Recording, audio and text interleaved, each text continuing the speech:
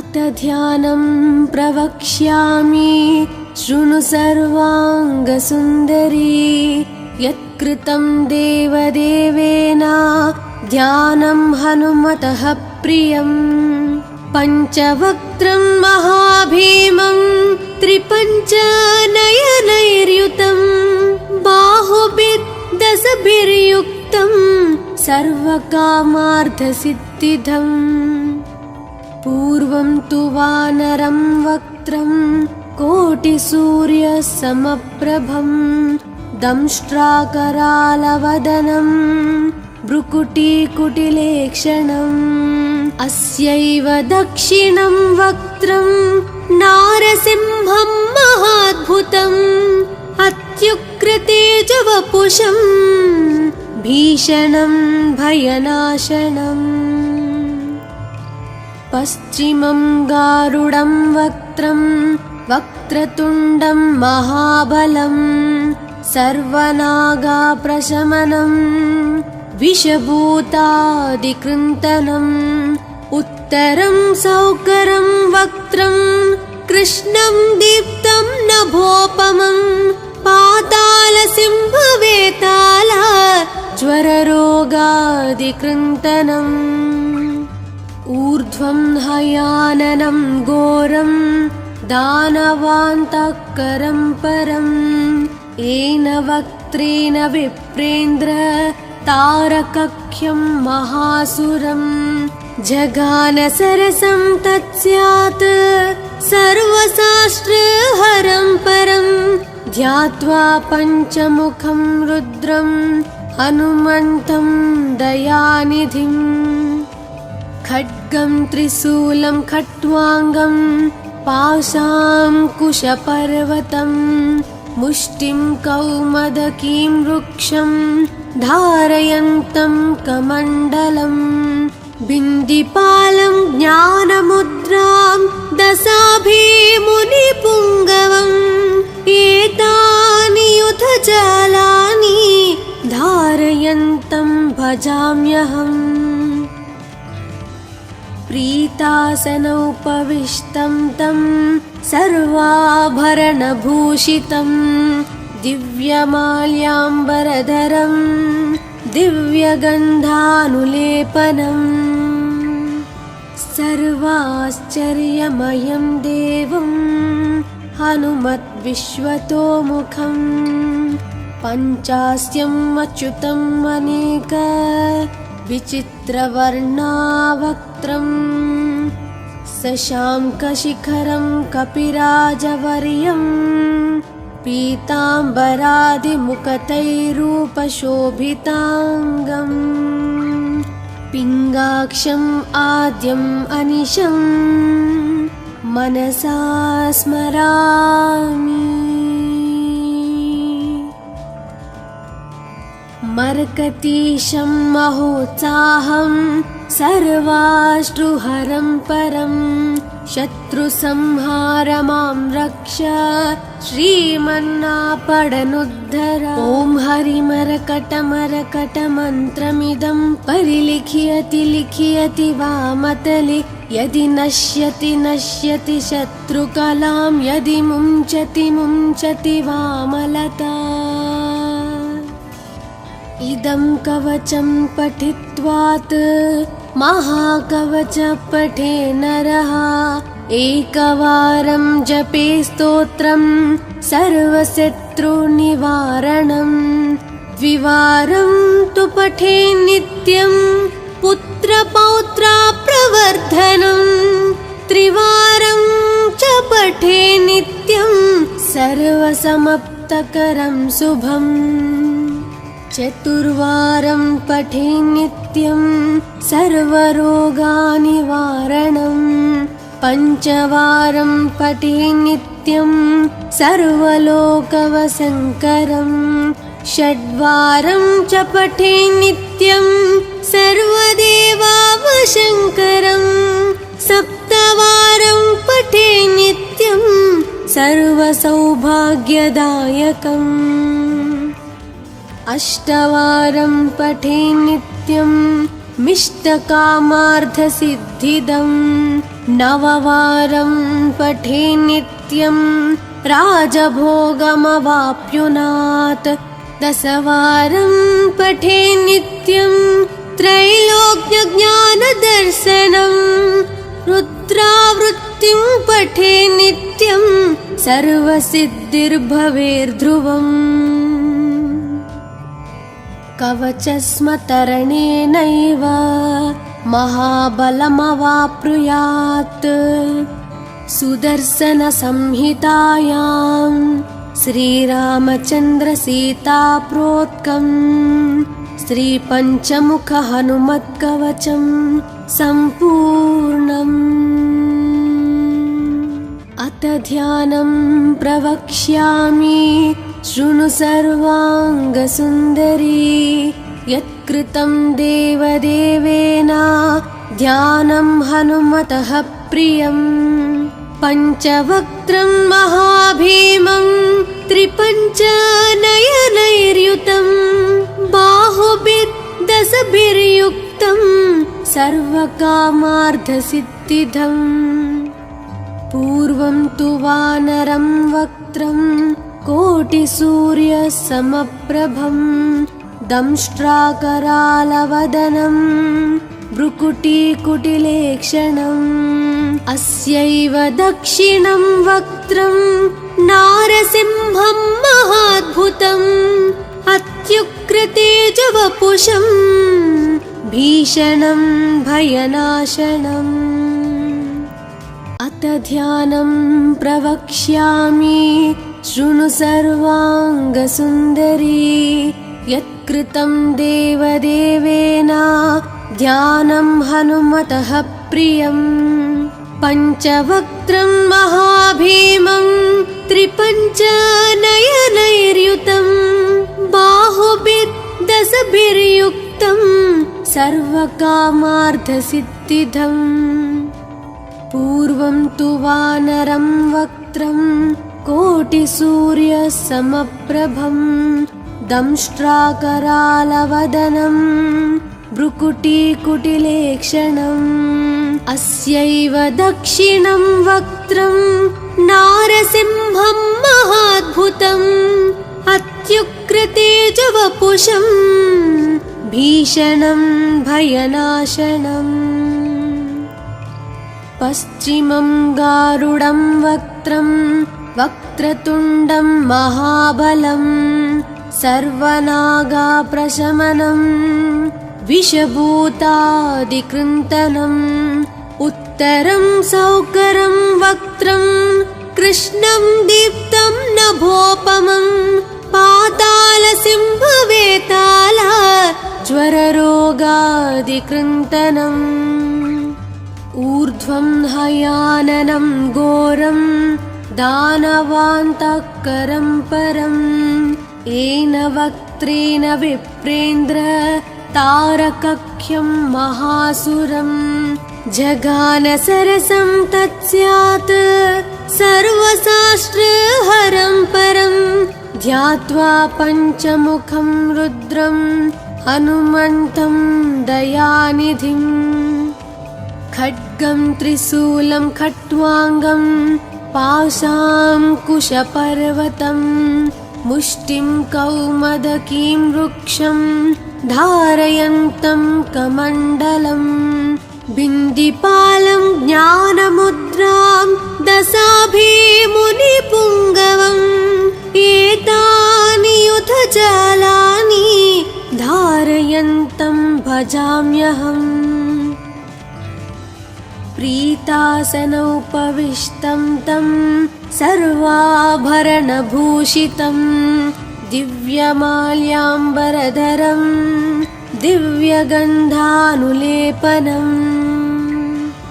सर्वाश्चर्यमयं देवं हनुमद्विश्वतोमुखं पञ्चास्यम् अच्युतम् अनेक विचित्रवर्णावक्त्रं शशाङ्कशिखरं कपिराजवर्यं पीताम्बरादिमुकुटैरूपशोभिताङ्गम् पिङ्गाक्षम् आद्यम् अनिशं मनसा स्मरामि। मर्कतीशं महोत्साहं सर्वाश्रुहरं परं शत्रुसंहार मां रक्ष श्रीमन्नापडनुद्धर। ॐ हरिमरकटमरकटमन्त्रमिदं परिलिख्यति लिख्यति वामतले यदि नश्यति नश्यति शत्रुकलां यदि मुञ्चति मुञ्चति वामलता।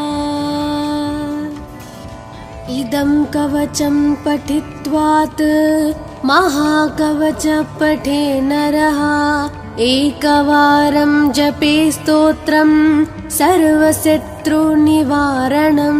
द्विवारं तु पठे नित्यं पुत्रपौत्राप्रवर्धनं। त्रिवारं च पठे नित्यं सर्वसमाप्तकरं शुभम्। चतुर्वारं पठे नित्यं सर्वरोगनिवारणं। पञ्चवारं पठे नित्यं सर्वलोकवशङ्करं। षड्वारं च पठे नित्यं सर्वदेवावशङ्करं। सप्तवारं पठे नित्यं सर्वसौभाग्यदायकम्। अष्टवारं पठे नित्यं मिष्टकामार्थसिद्धिदं। नववारं पठे नित्यं राजभोगमवाप्नुयात्। दशवारं पठे नित्यं त्रैलोक्यज्ञानदर्शनं। रुद्रावृत्तिं पठे नित्यं सर्वसिद्धिर्भवेर्ध्रुवम्। कवचस्मतरणेनैव महाबलमवाप्नुयात्। सुदर्शनसंहितायां श्रीरामचन्द्रसीताप्रोक्तं श्रीपञ्चमुखहनुमत्कवचं सम्पूर्णम्। अथ ध्यानं प्रवक्ष्यामि शृणु सर्वाङ्गसुन्दरी। यत्कृतं देवदेवेन ध्यानं हनुमतः प्रियं। पञ्चवक्त्रं महाभीमं त्रिपञ्चनयनैर्युतं। बाहुभिर्दशभिर्युक्तं सर्वकामार्थसिद्धिदम्। पूर्वं तु वानरं वक्त्रं कोटिसूर्यसमप्रभं। दंष्ट्राकरालवदनं भ्रुकुटीकुटिलेक्षणम्। अस्यैव दक्षिणं वक्त्रं नारसिंहं महाद्भुतम्। अत्युग्रतेजवपुषं भीषणं भयनाशनम्। अथ ध्यानं प्रवक्ष्यामि शृणु सर्वाङ्गसुन्दरी। यत्कृतं देवदेवेन ध्यानं हनुमतः प्रियं। पञ्चवक्त्रं महाभीमं त्रिपञ्चनयनैर्युतं। बाहुभिर्दशभिर्युक्तं सर्वकामार्थसिद्धिदम्। पूर्वं तु वानरं वक्त्रं कोटिसूर्यसमप्रभं। दंष्ट्राकरालवदनं भ्रुकुटीकुटिलेक्षणम्। अस्यैव दक्षिणं वक्त्रं नारसिंहं महाद्भुतम्। अत्युग्रतेजवपुषं भीषणं भयनाशनम्। पश्चिमं गारुडं वक्त्रं वक्रतुण्डं महाबलं। सर्वनागाप्रशमनं विषभूतादिकृन्तनम्। उत्तरं सौकरं वक्त्रं कृष्णं दीप्तं नभोपमं। पातालसिंहवेताल पररोगादिकृन्तनम् ऊर्ध्वं हयाननं घोरं दानवान्तःकरं परम् येन वक्त्रेण विप्रेन्द्र तारकख्यं महासुरम् जगान सरसं तत्स्यात् सर्वशास्त्रहरं परं ध्यात्वा पञ्चमुखं रुद्रं हनुमन्तं दयानिधिम् खड्गं त्रिशूलं खट्वाङ्गं पाशाङ्कुशपर्वतं मुष्टिं कौमदकीं वृक्षं धारयन्तं कमण्डलम् बिन्दिपालं ज्ञानमुद्रां दशाभिमुनिपुङ्गवम् एतानि युधजालानि धारयन्तं भजाम्यहम्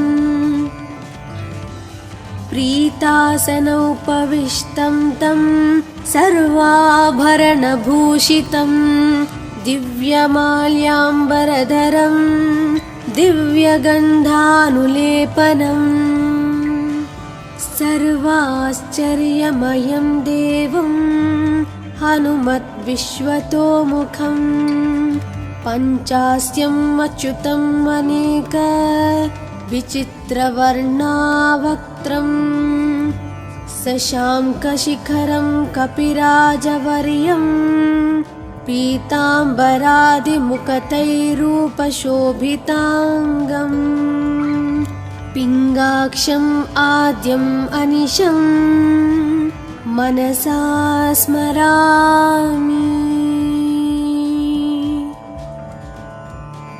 मर्कतीशं महोत्साहं सर्वाश्रुहरं परं शत्रुसंहार मां रक्ष श्रीमन्नापडनुद्धर ॐ हरिमरकटमरकटमन्त्रमिदं परिलिख्यति लिख्यति वामतले यदि नश्यति नश्यति शत्रुकलां यदि मुञ्चति मुञ्चति वामलता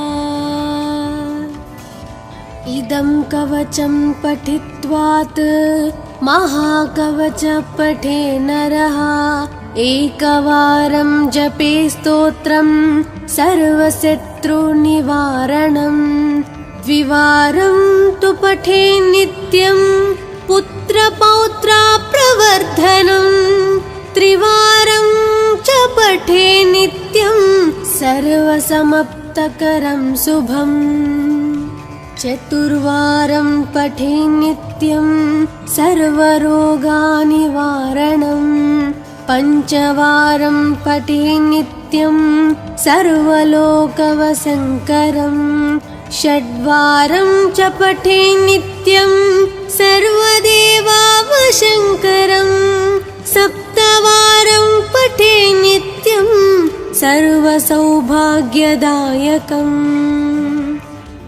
अष्टवारं पठे नित्यं मिष्टकामार्थसिद्धिदम् नववारं पठे नित्यं राजभोगमवाप्नुयात् दशवारं पठे नित्यं त्रैलोक्यज्ञानदर्शनम् रुद्रावृत्तिं पठे नित्यं सर्वसिद्धिर्भवेर्ध्रुवम् कवचस्मतरणेनैव महाबलमवाप्नुयात् सुदर्शनसंहितायां श्रीरामचन्द्रसीताप्रोक्तं श्रीपञ्चमुखहनुमत्कवचं सम्पूर्णम् अथ ध्यानं प्रवक्ष्यामि शृणु सर्वाङ्गसुन्दरी यत्कृतं देवदेवेन ध्यानं हनुमतः प्रियम् पञ्चवक्त्रं महाभीमं त्रिपञ्चनयनैर्युतं बाहुभिर्दशभिर्युक्तं सर्वकामार्थसिद्धिदम् पूर्वं तु वानरं वक्त्रं कोटिसूर्यसमप्रभं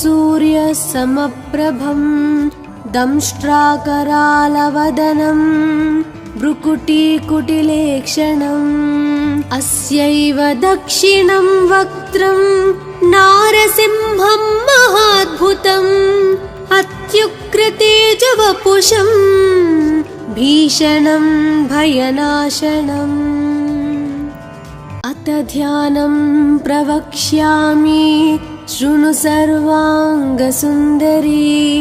यत्कृतं देवदेवेन ध्यानं हनुमतः प्रियम् पञ्चवक्त्रं महाभीमं त्रिपञ्चनयनैर्युतं बाहुभिर्दशभिर्युक्तं सर्वकामार्थसिद्धिदम् पूर्वं तु वानरं वक्त्रं कोटिसूर्यसमप्रभं दंष्ट्राकरालवदनं भ्रुकुटीकुटिलेक्षणम् अस्यैव दक्षिणं वक्त्रं नारसिंहं महाद्भुतम् अत्युग्रतेजवपुषं भीषणं भयनाशनम् पश्चिमं गारुडं वक्त्रं वक्रतुण्डं महाबलं सर्वनागाप्रशमनं विषभूतादिकृन्तनम् उत्तरं सौकरं वक्त्रं कृष्णं दीप्तं नभोपमं पातालसिंहवेताल ज्वररोगादिकृन्तनम् ऊर्ध्वं हयाननं घोरं दानवान्तकरं परं येन वक्त्रेण विप्रेन्द्र तारकख्यं महासुरं जगान सरसं तत्स्यात् सर्वशास्त्रहरं परं ध्यात्वा पञ्चमुखं रुद्रं हनुमन्तं दयानिधिम् खड्गं त्रिशूलं खट्वाङ्गं पाशाङ्कुशपर्वतं मुष्टिं कौमदकीं वृक्षं धारयन्तं कमण्डलं बिन्दिपालं ज्ञानमुद्रां दशाभिमुनिपुङ्गवम् एतानि युधजालानि धारयन्तं भजाम्यहम् प्रीतासनोपविष्टं तं सर्वाभरणभूषितं दिव्यमाल्याम्बरधरं दिव्यगन्धानुलेपनं सर्वाश्चर्यमयं देवं हनुमद्विश्वतोमुखं पञ्चास्यम् अच्युतम् अनेक विचित्रवर्णावक्त्रं शशाङ्कशिखरं कपिराजवर्यं पीताम्बरादिमुखतैरूपशोभिताङ्गम् पिङ्गाक्षम् आद्यम् अनिशं मनसा स्मरामि मर्कतीशं महोत्साहं सर्वाश्रुहरं परं शत्रुसंहारमां रक्ष श्रीमन्नापडनुद्धर ॐ हरिमरकटमरकटमन्त्रमिदं परिलिख्यति लिख्यति वामतले यदि नश्यति नश्यति शत्रुकलां यदि मुञ्चति मुञ्चति वामलता इदं कवचं पठित्वात् महाकवच पठे नरः एकवारं जपे स्तोत्रं सर्वशत्रुनिवारणं द्विवारं तु पठे नित्यं पुत्रपौत्राप्रवर्धनं त्रिवारं च पठे नित्यं सर्वसमाप्तकरं शुभम् चतुर्वारं पठे नित्यं सर्वरोगनिवारणं पञ्चवारं पठे नित्यं सर्वलोकवशङ्करं षड्वारं च पठे नित्यं सर्वदेवावशङ्करं सप्तवारं पठे नित्यं सर्वसौभाग्यदायकम् अष्टवारं पठे नित्यं मिष्टकामार्थसिद्धिदं नववारं पठे नित्यं राजभोगमवाप्नुयात् दशवारं पठे नित्यं त्रैलोक्यज्ञानदर्शनं रुद्रावृत्तिं पठे नित्यं सर्वसिद्धिर्भवेर्ध्रुवम् कवचस्मतरणेनैव महाबलमवाप्नुयात् सुदर्शनसंहितायां श्रीरामचन्द्रसीताप्रोक्तं श्रीपञ्चमुखहनुमत्कवचं सम्पूर्णम्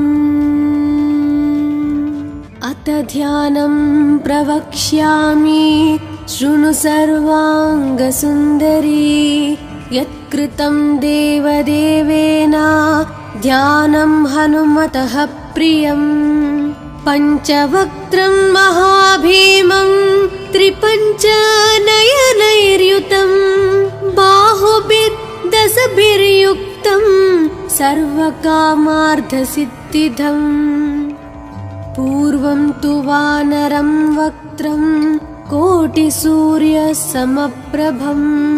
दंष्ट्राकरालवदनं भ्रुकुटीकुटिलेक्षणम् अस्यैव दक्षिणं वक्त्रं नारसिंहं महाद्भुतम् अत्युग्रतेजवपुषं भीषणं भयनाशनम् अथ ध्यानं प्रवक्ष्यामि शृणु सर्वाङ्गसुन्दरी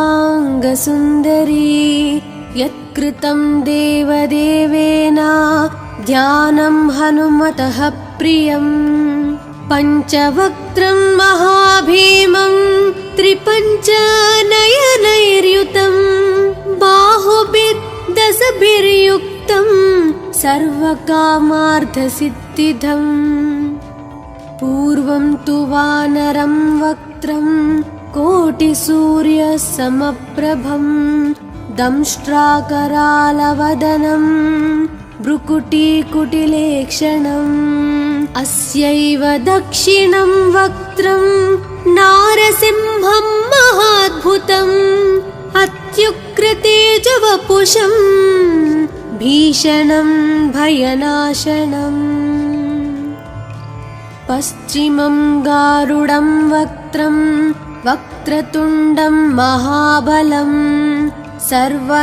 सर्वनागाप्रशमनं विषभूतादिकृन्तनम् उत्तरं सौकरं वक्त्रं कृष्णं दीप्तं नभोपमं पातालसिंहवेताल ज्वररोगादिकृन्तनम् ऊर्ध्वं हयाननं घोरं दानवान्तकरं परं येन वक्त्रेण विप्रेन्द्र तारकख्यं महासुरं जगानसरसं तत्स्यात् सर्वशास्त्रहरं परं ध्यात्वा पञ्चमुखं रुद्रं हनुमन्तं दयानिधिम् खड्गं त्रिशूलं खट्वाङ्गं पाशाङ्कुशपर्वतं मुष्टिं कौमदकीं वृक्षं धारयन्तं कमण्डलं बिन्दिपालं ज्ञानमुद्रां दशाभिमुनिपुङ्गवम् एतानि युधजालानि धारयन्तं भजाम्यहम् प्रीतासनोपविष्टं तं सर्वाभरणभूषितं दिव्यमाल्याम्बरधरं दिव्यगन्धानुलेपनम् सर्वाश्चर्यमयं देवं हनुमद्विश्वतोमुखं पञ्चास्यम् अच्युतम् अनेक विचित्रवर्णावक्त्रम् शशाङ्कशिखरं कपिराजवर्यं पीताम्बरादिमुखतैरूपशोभिताङ्गम् पिङ्गाक्षम् आद्यम् अनिशम् मनसा स्मरामि। मर्कतीशं महोत्साहं सर्वाश्रुहरं परं शत्रुसंहार मां रक्ष श्रीमन्नापडनुद्धर। ॐ हरिमरकटमरकटमन्त्रमिदं परिलिख्यति लिख्यति वामतले यदि नश्यति नश्यति शत्रुकलां यदि मुञ्चति मुञ्चति वामलता। इदं कवचं पठित्वात् महाकवच पठे नरः एकवारं जपे स्तोत्रं सर्वशत्रुनिवारणं द्विवारं तु पठे नित्यं पुत्रपौत्राप्रवर्धनं त्रिवारं च पठे नित्यं सर्वसमाप्तकरं शुभम् चतुर्वारं पठे नित्यं सर्वरोगनिवारणं पञ्चवारं पठे नित्यं सर्वलोकवशङ्करं षड्वारं च पठे नित्यं सर्वदेवावशङ्करं सप्तवारं पठे नित्यं सर्वसौभाग्यदायकम् अष्टवारं पठे नित्यं मिष्टकामार्थसिद्धिदं नववारं पठे नित्यं राजभोगमवाप्नुयात् दशवारं पठे नित्यं त्रैलोक्यज्ञानदर्शनं रुद्रावृत्तिं पठे नित्यं सर्वसिद्धिर्भवेर्ध्रुवम् कवचस्मतरणेनैव महाबलमवाप्नुयात् सुदर्शनसंहितायां श्रीरामचन्द्रसीताप्रोक्तं श्रीपञ्चमुखहनुमत्कवचं सम्पूर्णम्। अथ ध्यानं प्रवक्ष्यामि शृणु सर्वाङ्गसुन्दरी यत्कृतं देवदेवेन ध्यानं हनुमतः प्रियम् पञ्चवक्त्रं महाभीमं त्रिपञ्चनयनैर्युतं बाहुभिर्दशभिर्युक्तं सर्वकामार्थसिद्धिदम् पूर्वं तु वानरं वक्त्रं कोटिसूर्यसमप्रभं दंष्ट्राकरालवदनं भ्रुकुटीकुटिलेक्षणम् अस्यैव दक्षिणं वक्त्रं नारसिंहं महाद्भुतम् अत्युग्रतेजवपुषं भीषणं भयनाशनम्